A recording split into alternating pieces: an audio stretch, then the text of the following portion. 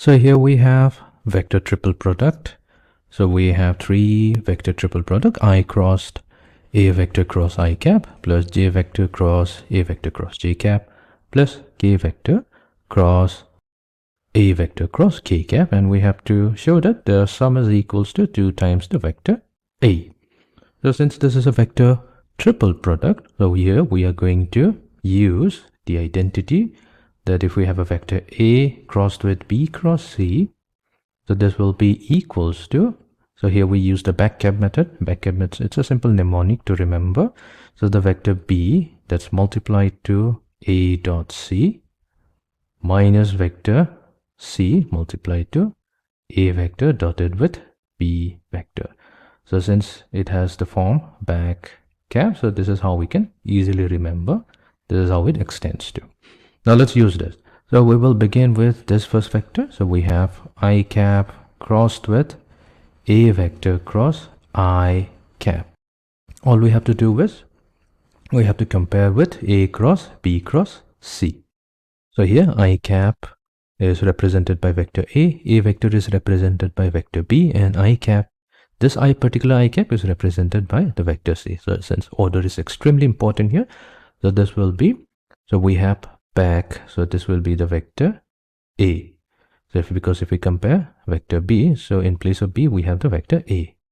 So this will be multiplied to a vector dot c vector, which is I cap dot I cap, minus, so we have cap, so in place of c we have I cap, and a dot b, so that will be I cap dot a vector.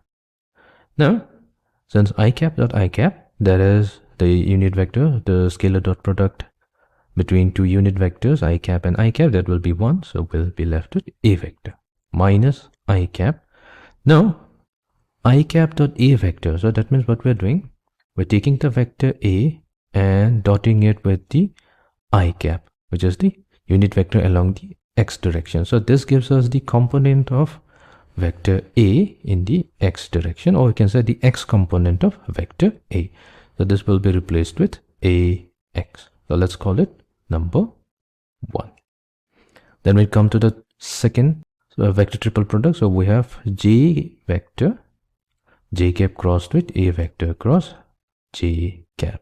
So we again use the backcap method. So in place of b we have a vector, then a dot c, so this will be j cap dot j cap minus the cap, so cap in place of c we have j cap, and ab, a dotted with b, so this will be j vector dotted with a vector. Same as the previous one, j cap, the j cap will be equals to 1, so we have a vector minus j cap, and a vector dotted with j cap gives us the y component of vector a. So let this be equation number 2. And for the third one we have k vector crossed with a vector cross k cap. So this will be equals to a vector times k vector dotted with k vector minus k cap times k cap dotted with a vector. So this will be a vector minus k cap times a z, which will be the z component of vector a. So let this be equation number 3. So what we'll do, we'll add the 3 vectors. So this will give us, so we will have I cap cross, so adding the terms on the right hand side of equation 1, 2 and 3. So we will have 3a vector minus, we have I cap ax, let's take the negative as the common factor, plus j cap ay plus k cap az. Now this is nothing but the vector a itself, so that means we have 3a vector minus a vector, and that gives us 2a vector, and this was what was required to be proved.